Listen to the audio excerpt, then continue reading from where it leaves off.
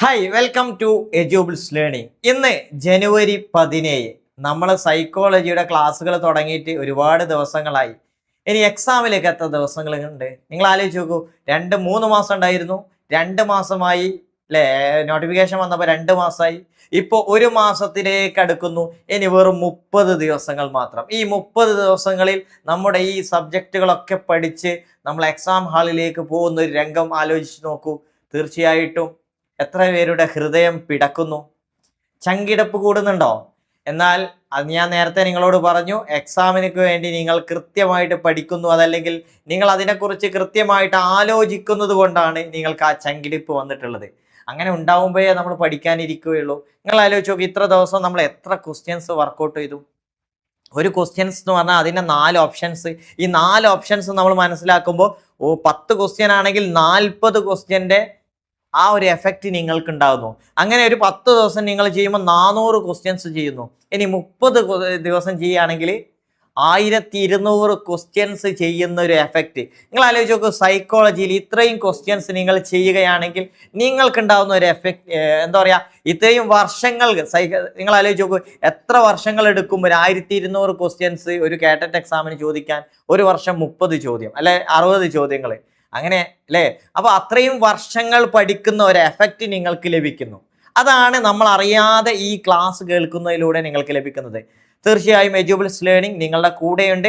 Exam വരെ നിങ്ങളുടെ കൂടെ ഉണ്ടാവും, എക്സാം കഴിഞ്ഞിട്ടും നിങ്ങളുടെ കൂടെ ഉണ്ടാവും. നിങ്ങളുടെ സർട്ടിഫിക്കറ്റുമായി ബന്ധപ്പെട്ട കാര്യങ്ങൾ പറയാനൊക്കെ നമ്മൾ നമ്മുടെ വീഡിയോയിലൂടെ നിങ്ങൾക്ക് എല്ലാ കാര്യങ്ങളും പറഞ്ഞു തരും. നമ്മുടെ ഒരു പ്രധാനപ്പെട്ട ഒരു കാര്യം പറയാനുള്ളത്, നമ്മളൊരു 30 ദിവസത്തെ ക്രാഷ് കോഴ്സ് നടത്തുന്നുണ്ട്. അപ്പോൾ അതിൻ്റെ ദിവസം ഈ തിങ്കളാഴ്ചയാണ് അത് സ്റ്റാർട്ട് ചെയ്യുന്നത്. ഇനിയും ജോയിൻ ചെയ്യാൻ താല്പര്യമുള്ള ആളുകൾക്ക് ഉടൻ തന്നെ നമ്മളുമായി കോൺടാക്ട് ചെയ്യുക, നമ്മുടെ ക്രാഷ് കോഴ്സിൽ ജോയിൻ ചെയ്യുക. ഇതിൻ്റെ ഒരു പ്രത്യേകത എന്ന് പറഞ്ഞാൽ, നിങ്ങൾക്ക് ഇതിലൂടെ നമ്മുടെ ആപ്ലിക്കേഷൻ വഴി കൃത്യമായിട്ട് പൂർണ്ണമായി സിലബസ് കവർ ചെയ്യുന്ന വീഡിയോ ക്ലാസ്സുകൾ മാത്രമല്ല, അതിൻ്റെ നോട്ട്സുകൾ ഡൗൺലോഡ് ചെയ്യാൻ പറ്റും. അതിൻ്റെ ഓരോ ടോപ്പിക്കിൻ്റെയും പ്രാക്ടീസ് ടെസ്റ്റുകൾ. നമുക്കറിയാം, ഞാൻ ഈ ക്വസ്റ്റ്യൻസ് വർക്കൗട്ട് ചെയ്യുമ്പോൾ സൈക്കോളജി ആണെങ്കിൽ സൈക്കോളജിയുടെ സോഴ്സ് ഞാൻ കൃത്യമായിട്ട് പറയാറില്ല, എവിടെ നിന്നാണ് ക്വസ്റ്റ്യൻസ് വരുന്നത്. അത് മനസ്സിലാക്കിയിട്ടാണ് നമ്മൾ ക്വസ്റ്റ്യൻസ് പ്രിപ്പയർ ചെയ്തിട്ടുള്ളത്. അതുപോലെ തന്നെ കാറ്റഗറി 2, 1 ഇതിലൊക്കെ നമുക്ക് സയൻസ്, സോഷ്യലി, EVS ഇതൊക്കെ SCERT ബേസിലുള്ള കണ്ടന്റുകളാണ് ചോദിക്കാറുള്ളത്. കഴിഞ്ഞ ദിവസം നമ്മൾ സോഷ്യൽ ചെയ്തപ്പോൾ നിങ്ങൾ കണ്ടില്ലേ എവിടെ നിന്നാണ് ക്വസ്റ്റ്യൻസ് വരുന്നത്. അതുകൊണ്ട് ഈ സോഴ്സിൽ നിന്നുള്ള ക്വസ്റ്റ്യൻസ് തന്നെയാണ് നമ്മൾ പ്രാക്ടീസ് ടെസ്റ്റിന് ചെയ്യുന്നത്. അപ്പോൾ ഇത്രയും ക്വസ്റ്റ്യൻസ് നിങ്ങൾ പ്രാക്ടീസ് ചെയ്താൽ ഉപകാരപ്പെടും എന്നുള്ളതിൽ യാതൊരു സംശയവുമില്ല. അപ്പോൾ നമുക്ക് ക്വസ്റ്റ്യനിലേക്ക് പോവല്ലേ. ആദ്യത്തെ ചോദ്യം നോക്കൂ. ഇന്നത്തെ സൈക്കോളജിയിലെ ആദ്യത്തെ ക്വസ്റ്റ്യൻ, ഒരു വ്യക്തി തികഞ്ഞ മനസ്സാന്നിധ്യത്തോടെ തൻ്റെ മാനസിക പ്രക്രിയയെ പരിശോധിക്കുകയും തൻ്റെ മികവ് വർദ്ധിപ്പിക്കുന്നതിന് തടസ്സമാകുന്ന ഘടകങ്ങൾ കണ്ടെത്തി പരിഹരിച്ച് പഠിക്കാൻ ശ്രമിക്കുന്നതിന് പറയുന്നത് എന്താണ്? മലയാളം മനസ്സിലായിട്ടില്ല, ഇംഗ്ലീഷ് കൂടി നോക്കാം. A person self consciously examine his or her mental process. ഒരാൾ സ്വന്തം മെൻ്റൽ പ്രോസസ് അല്ലെ, ചിന്തയെക്കുറിച്ച് മനസ്സിലാക്കുന്നു അല്ലേ, തൻ്റെ മാനസിക പ്രക്രിയയെക്കുറിച്ച്. Then becoming aware of the problems and അല്ലേ, തൻ്റെ പ്രോബ്ലംസ് മനസ്സിലാക്കുന്നു. Adjusting accordingly in order to improve effectiveness. അതിനെ അഡ്ജസ്റ്റ് ചെയ്യാൻ അവൻ ശ്രമിക്കുന്നു. തൻ്റെ മാനസിക പ്രക്രിയയെക്കുറിച്ച് ഒരാൾ ആലോചിക്കുന്നതിന് എന്താണ് പറയുന്നത്? സ്വത്വ സാക്ഷാത്കാരം, സെൽഫ് ആക്ച്വലൈസേഷൻ എന്നാണോ? ചിന്തയെക്കുറിച്ചുള്ള ചിന്ത, മെറ്റാകോഗ്നിഷൻ എന്നാണോ? അസോസിയേഷൻ, ബന്ധപ്പെടുത്തൽ ആണോ? നിഗമന ചിന്ത, ഡിഡക്റ്റീവ് തിങ്കിങ്. എന്താണ് കറക്റ്റ് ആൻസർ? ഇതിൽ ആൻസർ കിട്ടിയിട്ടില്ലെങ്കിൽ ഞാൻ ഓരോ ഓപ്ഷൻസും നിങ്ങൾക്ക് കൃത്യമായിട്ട് പറഞ്ഞുതരാം. ഇവിടെ ഒരാൾ തൻ്റെ ചിന്തയെക്കുറിച്ച്, മാനസിക പ്രക്രിയയെക്കുറിച്ച് ചിന്തിക്കുന്നതിന് പറയുന്ന പേരാണ് മെറ്റാകോഗ്നിഷൻ. എന്താണ്? ചിന്തയെക്കുറിച്ചുള്ള ചിന്ത. ഇവിടെ നോക്കൂ, ഇത് മെറ്റാകോഗ്നിഷൻ നമ്മൾ പഠിച്ചു അല്ലേ, ചിന്തയെക്കുറിച്ച്. ഇവിടെ ചിന്തയുമായി ബന്ധപ്പെട്ട കുറച്ച് കാര്യങ്ങൾ പറഞ്ഞുതരാം. ഇവിടെ ഡിഡക്റ്റീവ് തിങ്കിങ്, 4ാമത്തെ ഓപ്ഷൻസ് നോക്കൂ.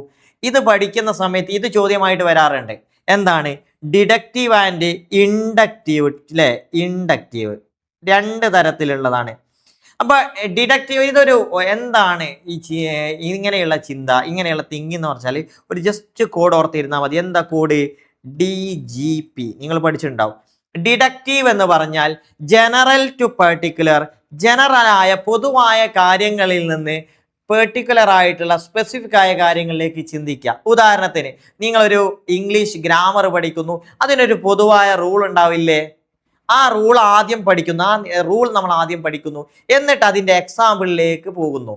അപ്പൊ റൂൾ പഠിച്ച് അതിൻ്റെ എക്സാമ്പിളിലേക്ക് പോകുമ്പോൾ എന്താണ്, നമ്മൾ ജനറൽ ആയ കാര്യത്തിൽ നിന്ന് പെർട്ടിക്കുലർ ആയ കാര്യത്തിലേക്ക് ചിന്തിക്കുന്നു. ഇതാണ് ഡിഡക്റ്റീവ് തിങ്കിങ്.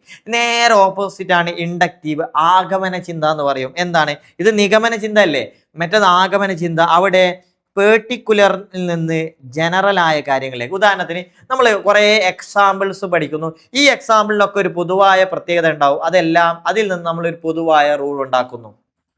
അപ്പൊ നമുക്കതിന് എന്ത് പറയാം? ആഗമന ചിന്ത എന്ന് പറയും, ഇൻഡക്റ്റീവ് തിങ്കിങ് എന്ന് പറയാം. ക്ലിയർ അല്ലേ? ഇതാണ്. അപ്പൊ ഞാൻ പറഞ്ഞില്ല, ഒരു ഓപ്ഷനിൽ നിന്ന് തന്നെ നിങ്ങൾക്ക് പഠിക്കാം. ഇനി ഇതിൽ പ്രധാനപ്പെട്ട മറ്റൊരു ഭാഗം സെൽഫ് ആക്ച്വലൈസേഷൻ. എന്താണ് സെൽഫ് ആക്ച്വലൈസേഷൻ എന്ന് പറഞ്ഞാൽ? ഇത് എന്തുമായി ബന്ധപ്പെട്ട ഈ പോയിന്റ്, ഈ ഒരു ഓപ്ഷൻ പറയുമ്പോൾ നമ്മൾ ഇതുമായി ബന്ധപ്പെട്ട് നിങ്ങളെ ഓർമ്മയിൽ ഒന്ന് കമന്റ് ചെയ്യൂ. എന്തായിരിക്കും? അതെ, കറക്റ്റ്. എന്താണ്?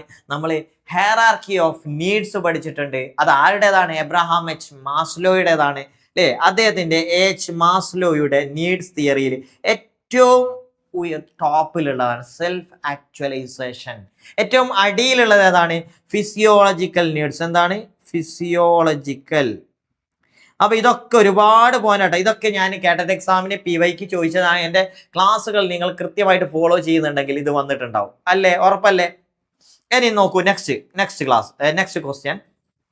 കേരളത്തിലെ ലോവർ പ്രൈമറി സ്കൂളുകളിൽ ഇപ്പോൾ നിലവിലുള്ള ഗ്രേഡിംഗ് സമ്പ്രദായം. അപ്പോൾ ലോവർ LP സ്കൂളുകളിൽ ഏത് ഗ്രേഡിംഗ് സമ്പ്രദായമാണ്? 5 point absolute grading, 5 point relative grading, 5 point direct grading, 4 point direct grading. ഏതാണ് വരുന്നത്? ഇവിടുത്തെ ആൻസർ വരുന്നത് ഏതാണ്? അത് 5 പോയിന്റ് ഡയറക്റ്റ് ഗ്രേഡിംഗ്. എന്താണ്? 5 പോയിന്റ് ഡയറക്റ്റ് ഗ്രേഡിംഗ് എന്നുള്ളതാണ്. ക്ലിയർ അല്ലേ? എന്താണ് അടുത്ത ക്വസ്റ്റ്യൻ? ഗണിത വിഷയത്തിലെ താല്പര്യവും പങ്കാളിത്തവും എത്രത്തോളം എന്ന് അറിയാൻ ഒരു പഠനം നടത്താൻ തീരുമാനിച്ചു. തൻ്റെ ക്ലാസ് നടക്കുന്ന വേളയിൽ ഒരാഴ്ചക്കാലം മറ്റൊരു ടീച്ചറുടെ സഹായത്തോടെ ക്ലാസ് നിരീക്ഷണം നടത്താൻ നിർദ്ദേശിച്ചു. അപ്പൊ ക്ലാസ്സിനെ എന്ത് ചെയ്യുന്നു? ഒബ്സർവ് ചെയ്യാൻ ടീച്ചർ തീരുമാനിക്കുക. നമ്മൾ പറഞ്ഞില്ലേ, ഇങ്ങനെ ഒരുപാട് ബിഹേവിയർ മനസ്സിലാക്കാൻ ഒരുപാട് മെത്തേഡുകളുണ്ട്. ഒബ്സർവേഷൻ, അതുപോലെ ഇന്റർവ്യൂ, ഇങ്ങനെയുള്ള ഒരുപാട് മെത്തേഡുകൾ നമ്മൾ പഠിക്കും. അപ്പോൾ ഇതിൽ ഒബ്സർവ് ചെയ്യാനാണ് ഇവിടെ ടീച്ചർ തീരുമാനിക്കുന്നത്. ഇനിയുള്ള ചോദ്യം നോക്കൂ. നിരീക്ഷണ പഠനത്തിനുള്ള ഒരു ഉപകരണമായി സ്വീകരിക്കാൻ കാരണം എന്ത്? നിരീക്ഷണം. Why did the teacher select observation as A tool? അല്ലേ, ഒരു ടൂളായിട്ട് എന്തുകൊണ്ട് ഒബ്സർവേഷനെ ടീച്ചർ സ്വീകരിച്ചു? അപ്പൊ അതിന്റെ കാരണമാണ് കുട്ടികളുടെ ശ്രദ്ധ, അവബോധം, ഇന്ദ്രിയ ജ്ഞാനം എന്നിവ അളക്കാൻ നിരീക്ഷണത്തിലൂടെ സാധിക്കും. 4 ഓപ്ഷനിൽ ഏതെങ്കിലും ഒന്ന് സെലക്ട് ചെയ്യണം കേട്ടോ. അപ്പൊ ഇത് നിങ്ങൾ നോക്കൂ. കുട്ടികളുടെ ശ്രദ്ധ, അറ്റൻഷൻ, ഒബ്സർവ് ചെയ്യുമ്പോൾ മനസ്സിലാക്കാൻ പറ്റില്ലേ?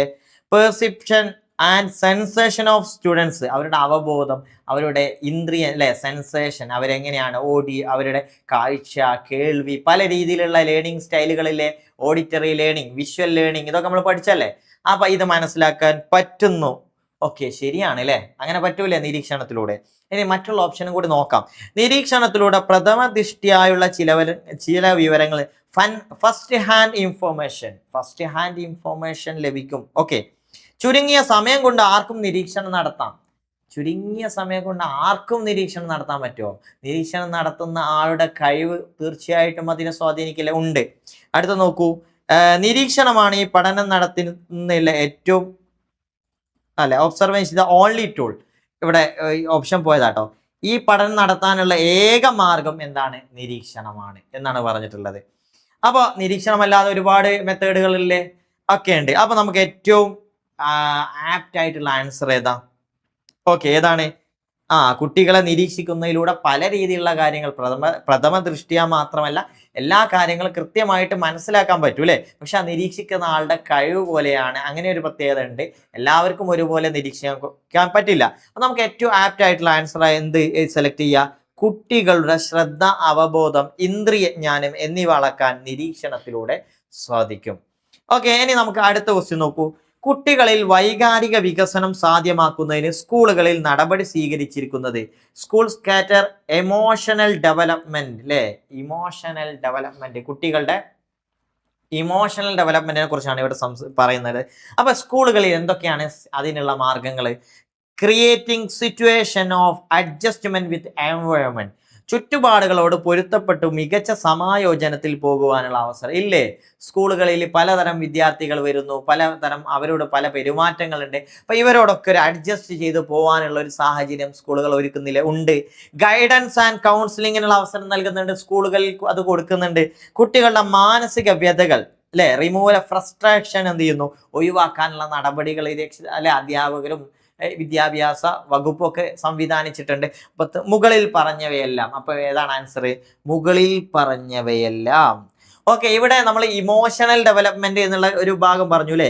ഇതുമായി ബന്ധപ്പെട്ട പ്രധാനപ്പെട്ട ഒരു വ്യക്തിയാണ് കാതറിൻ ബ്രിഡ്ജസ്. നമ്മൾ പറഞ്ഞു ഇത് ചോദിക്കാറുണ്ടോ. അദ്ദേഹത്തിന്റെ ബ്രിഡ്ജസ് ചാർട്ട് വളരെ ഇമ്പോർട്ടന്റ് ആയിട്ട് പഠിക്കണം. ഇനി നെക്സ്റ്റ് ക്വസ്റ്റ്യൻ നോക്കൂ. വ്യക്തിത്വ വികസനത്തിൽ പാരമ്പര്യത്തിന്റെ ഒരു ഘടകമായി വരാത്തത് ഏതെന്ന് ചുവടെ കൊടുത്തിരിക്കുന്നവയിൽ നിന്ന് കണ്ടെത്തുക. അതായത് which of the following is not a hereditary factor in the development of personality. പേഴ്സണാലിറ്റിയെ കുറിച്ച് നമ്മൾ കഴിഞ്ഞ ക്ലാസ്സിലൊക്കെ പറഞ്ഞു. അപ്പൊ പേഴ്സണാലിറ്റിയിൽ ഹെറിഡിറ്ററി ഫാക്ടർ അല്ലാത്തത് നമ്മൾ ആലോചിച്ച് നോക്കൂ. ഒരാളുടെ വ്യക്തിത്വം രൂപീകരിക്കുന്നതിൽ കാര്യശേഷി, എഫിഷ്യൻസി, അതൊരു ഹെറിഡിറ്ററി ഫാക്ടറാണ് അല്ലേ? ഒരാളുടെ എഫിഷ്യൻസി ഹെറിഡിറ്ററി ആയിട്ട് വരുന്നല്ലേ? സെൻസറി ഡിസ്ക്രിമിനേഷൻ, അവന്റെ ഇന്ദ്രിയപരമായ വേർതിരിവ്, അത് ഹെറിഡിറ്ററി ആയിട്ട് വരുന്നുണ്ട്.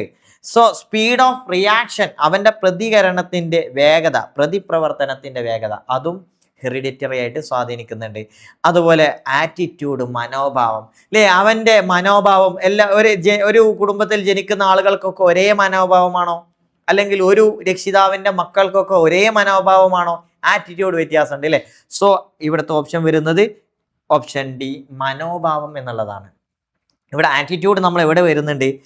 ലേണിംഗ്, പഠനത്തെ സ്വാധീനിക്കുന്ന ഘടകങ്ങൾ, അങ്ങനെ കുറച്ച് കാര്യങ്ങൾ പറയുന്നുണ്ട്. Attitude, aptitude, learning style, intelligence, memory, ഓർമ്മ, മറവി, ഇങ്ങനെയുള്ള കാര്യങ്ങളൊക്കെ നമ്മുടെ ലേണിങ്ങിനെ സ്വാധീനിക്കുന്നുണ്ട്. മോട്ടിവേഷൻ, അതിൽ വരുന്ന ഒരു കാര്യമാണ് ആറ്റിറ്റ്യൂഡ്. ക്ലിയർ അല്ലേ?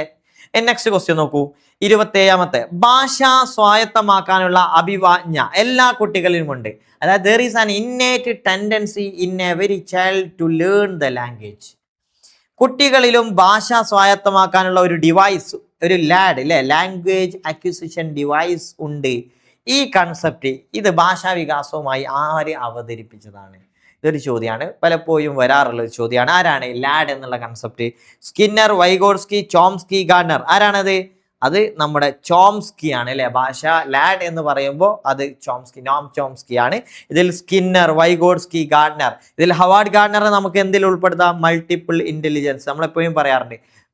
വൈഗോട്സ്കി ഭാഷയുമായി ഭാഷാ വികാസത്തെ കുറിച്ച് വൈഗോട്സ്കിയുടെ കാഴ്ചപ്പാടുണ്ട്, സ്കിന്നർ, ഇവരൊക്കെ കാഴ്ചപ്പാടുണ്ട്.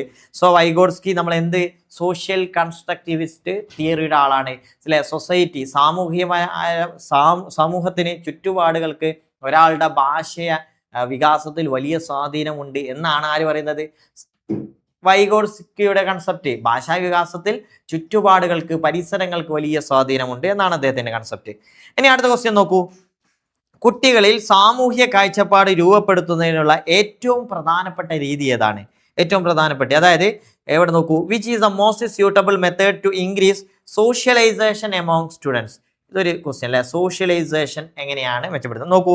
സാമൂഹ്യ കാഴ്ചപ്പാടുമായി ബന്ധപ്പെടുത്തി 5 മിനിറ്റ് നീണ്ടു നിൽക്കുന്ന ഒരു പ്രഭാഷണം ദിവസവും കുട്ടികൾക്ക് ലഭ്യമാക്കുക. എന്നും 5 മിനിറ്റ് പ്രസംഗിച്ചാൽ കുട്ടികൾക്ക് സോഷ്യലൈസേഷൻ ഉണ്ടാവുമോ? ഇല്ല. എല്ലാ ദിവസവും ചെറിയ ഗ്രൂപ്പുകളിൽ പ്രവർത്തിക്കുവാൻ അവസരം നൽകുക, ഒരു ഗ്രൂപ്പ് ആക്ടിവിറ്റിക്ക് അവസരം കൊടുക്കുക. എന്നിട്ടോ പീരിയോഡിക് ആയിട്ട് ഗ്രൂപ്പിലെ അംഗങ്ങൾ ഇങ്ങനെ മാറ്റും. അപ്പൊ പലതരം ആളുകളുമായിട്ട് അവൻ ഇടപഴകും ഇല്ലേ. അതൊരു സോഷ്യലൈസേഷന് സഹായകമായ കാര്യമല്ലേ? അതെ, തീർച്ചയായിട്ടും ഓപ്ഷൻ ബി കറക്റ്റ് ആണ്. ഇനി നോക്കൂ, 3ാമത്തെ ഓപ്ഷൻ, സാമൂഹ്യ കാഴ്ചപ്പാടുമായി ബന്ധപ്പെടുത്തി ഒരു സെമിനാർ അല്ലേ. പ്രസംഗം, സെമിനാർ ഒക്കെ സെയിം ആണ്.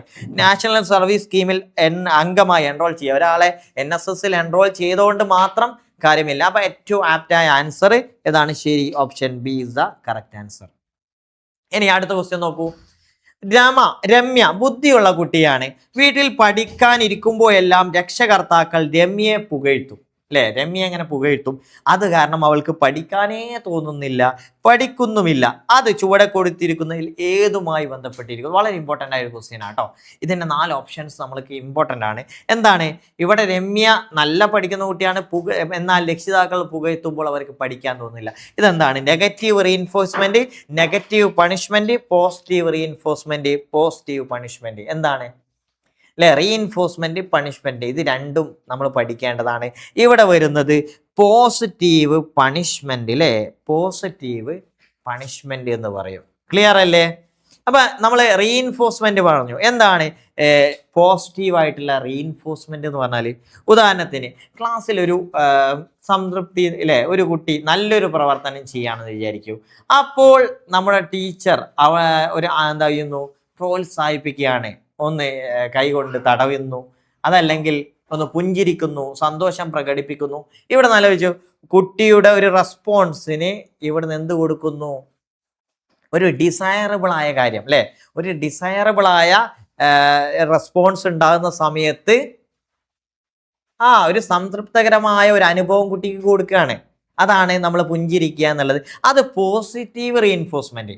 എന്നാൽ നെഗറ്റീവ് റീഇൻഫോഴ്സ്മെന്റ് എന്ന് പറഞ്ഞാൽ എന്താ അറിയോ? അതായത് നെഗറ്റീവ്, കുട്ടിയുടെ അടുത്തുനിന്ന് എന്തെങ്കിലും മോശമായ ഒരു കാര്യം ഉണ്ടായി, അപ്പോൾ കുട്ടിക്ക് സന്തോഷമുണ്ടാകുന്ന ഒരു കാര്യം പിൻവലിക്കുക. സന്തോഷമുണ്ടാക്കുന്ന കാര്യം പിൻവലിക്കലാണ് നെഗറ്റീവ് റീഇൻഫോഴ്സ്മെന്റ്. ഉദാഹരണം പറഞ്ഞുതരാം. ക്ലാസ്സിൽ കുട്ടികൾ എന്തെങ്കിലും ഒരു കച്ചറ കളിച്ചു എന്ന് വിചാരിക്കും. അപ്പോൾ ടീച്ചർ മിണ്ടാതിരിക്കുന്നു. ക്ലിയർ ആക്കണേ. ടീച്ചർ മിണ്ടാതിരിക്കണം. അതുവരെ നല്ല രീതിയിൽ പെരുമാറിയ ടീച്ചർ ആ ഒരു അനുഭവം കുട്ടിയിൽ നിന്ന് പിൻവലിക്കുന്നു. സോ അവിടെ നെഗറ്റീവ് റീഇൻഫോഴ്സ്മെന്റ്. ഇതാണ് നെഗറ്റീവ് റീഇൻഫോഴ്സ്മെന്റ്. ഇനി പോസിറ്റീവ് പണിഷ്മെന്റ് എന്ന് പറഞ്ഞാൽ ക്ലാസ്സിൽ അച്ചടക്കമില്ലാത്ത കുട്ടിയെ ടീച്ചർ പുറത്താക്കുന്നു. അതിന് നമ്മൾക്ക് എന്ത് പറയുന്നു? പോസിറ്റീവ് പണിഷ്മെന്റ് എന്ന് പറയുന്നു. നെഗറ്റീവ് പണിഷ്മെന്റ് എന്ന് പറഞ്ഞാൽ എന്താ? നെഗറ്റീവ് പണിഷ്മെന്റ്, കുട്ടി അവിടെ എന്ത് ചെയ്യുന്നു? അച്ചടക്കം ഇല്ലാത്ത കുട്ടിയെ ടീച്ചർ എന്ത് ചെയ്യുന്നു? പുറത്താക്കല്ലേ ചെയ്യുന്നത്. ക്ലിയർ ആയോ? അതാണ് പോസിറ്റീവ് പണിഷ്മെന്റ് എന്ന് പറഞ്ഞാൽ. എന്നാൽ നെഗറ്റീവ് പണിഷ്മെന്റ് എന്ന് പറഞ്ഞാൽ, ഇപ്പൊ ക്ലാസ്സിൽ ഒരു കുട്ടികൾ എഴുതി വന്നു. അപ്പോൾ ടീച്ചർ അവരോട് പറയുന്നു, നിങ്ങളെ നമ്മൾ ഇമ്പോസിഷനിൽ നിന്ന് ഒഴിവാക്കി. ക്ലിയർ ആയി? ഇമ്പോസിഷൻ എന്ന് പറഞ്ഞാൽ അവർക്കൊരു പ്രയാസകരമായ കാര്യമാണ്. അപ്പോൾ കുട്ടികൾ എന്ത് ചെയ്യുന്നു? ആ ഒരു പ്രയാസത്തിൽ നിന്ന് അവരെ ഒഴിവാക്കിയിട്ടുണ്ട്. കുട്ടികൾ എഴുതുന്നില്ലായിരുന്നു, എഴുതി വന്നാൽ നിങ്ങളെ ഇമ്പോസിഷനിൽ നിന്ന് ഒഴിവാക്കും. ഓക്കെ. അപ്പൊ അവിടെ പണിഷ്മെന്റ്, നെഗറ്റീവ് പണിഷ്മെന്റ് വരുന്നത് ആ പണിഷ്മെന്റ് അവിടെ നിന്ന് ഒഴിവാക്കുന്നത് കൊണ്ടാണ്. ക്ലിയർ അല്ലേ? അപ്പൊ ഇവിടെ വരുന്നത് കുട്ടിക്ക് എന്താ കൊടുക്കുന്നത്? അല്ലേ? ഇവിടെ ചെയ്യുന്നത് ഒരു പണിഷ്മെന്റ് ആണ്. അത് പോസിറ്റീവ് പണിഷ്മെന്റ് ആണ്. ക്ലിയർ അല്ലേ? ഇനി നമുക്ക് അടുത്ത ചോദ്യം നോക്കാം. അതായത് ചുവടെ കൊടുത്തിരിക്കുന്നവയിൽ കോൾബർഗിന്റെ നൈതിക വികാസവുമായി ബന്ധപ്പെട്ട ഘട്ടം ഏത്? അതായത് നമ്മൾ മോറൽ ഡെവലപ്മെന്റ് പഠിച്ചിട്ടുണ്ടല്ലോ. ഇത് കുറെ ചോദ്യം വന്നല്ലോ, അല്ലെ? മോറൽ ഡെവലപ്മെന്റ് സ്ഥിരമായിട്ട് ചോദിക്കുന്നുണ്ടോ? അപ്പൊ ഇതിൽ ചോദിക്കുന്നത് ചുവടെ കൊടുത്തിരിക്കുന്നതിൽ നൈതിക വികാസം, the stage of Kohlberg's moral development. അപ്പൊ നോക്കൂ, നമ്മൾ മോറൽ ഡെവലപ്മെന്റ് പഠിച്ചതല്ലേ? ഇതിൽ ഏതാണ് ഇന്റർപേഴ്സണൽ റിലേഷൻഷിപ്പ്? ഇതോ ഇൻഡിവിജ്വലിസം ആൻഡ് എക്സ്ചേഞ്ച്, അങ്ങനെ ഒരു ഓപ്ഷൻ ഉണ്ടോ? Universal principle, social contract and social rights, ഇതിൽ ഏതാണ് അദ്ദേഹത്തിന്റെ തിയറുമായി ബന്ധപ്പെട്ട്? നമ്മൾ കഴിഞ്ഞ ദിവസം പറഞ്ഞല്ലോ. ഇവിടെ നോക്കി, ഇത്രയേ ഉള്ളൂ, 6 സ്റ്റേജുകളേ ഉള്ളൂ. അതായത് 3 സ്റ്റേജുകൾ, ഓരോ സ്റ്റേജിലും 2 എണ്ണം. അപ്പൊ ഇതിൽ first one punishment and obedience orientation, ഇതൊരു സ്റ്റെപ്പാണ്. അതുപോലെ തന്നെ നെക്സ്റ്റ് ഇൻസ്ട്രുമെന്റൽ റിലേറ്റിവിസ്റ്റ് ഓറിയന്റേഷൻ, അടുത്തത് interpersonal concordance orientation, law and order orientation, legalistic orientation, ethical principle orientation. അപ്പൊ നിങ്ങൾ ആലോചിച്ച് നോക്കി, ഇതിൽ ഏതാ വരുന്നത്? ഇന്റർപേഴ്സണൽ ഏതാ വരുന്നത്? Social contract and social right, ഇതാണ് അതിൽ വരുന്നത്. അതേ കറക്റ്റ് വരുന്നില്ലെങ്കിലും ഇവിടെ കണ്ടോ, law and order orientation, social contract എന്ന് വരുന്നത് അവിടെയാണ്. ക്ലിയർ ആണല്ലോ? അപ്പൊ ഇങ്ങനെയൊക്കെ ഒരു ക്വസ്റ്റ്യൻസ് തന്നു, നമ്മളിതിങ്ങനെ പഠിച്ചു പോകും, ഇതുപോലെ പഠിച്ചു പോകും. പക്ഷേ ഇവിടുന്ന് കൃത്യമായിട്ട് മനസ്സിലാക്കുക, ഇതിന് ആൻസർ വരുന്നത് ഓപ്ഷൻ ഡി ആണ്. സോഷ്യൽ കോൺട്രാക്ട് ആൻഡ് സോഷ്യൽ റൈറ്റുമായി ബന്ധപ്പെട്ടതാണിത് മോറൽ ഡെവലപ്മെന്റ്. സോ ഇത്രയും ക്വസ്റ്റ്യൻസ് ആണ് നമ്മൾ ഇന്ന് ഡിസ്കസ് ചെയ്യുന്നത്. ഇനി അടുത്ത ദിവസം വളരെ നല്ല ഒരുപാട് ചോദ്യങ്ങളുമായിട്ട് നമുക്ക് വീണ്ടും കാണാം. ഇവിടെ വൈൻഡപ്പ് ചെയ്യുന്നു. Thank you.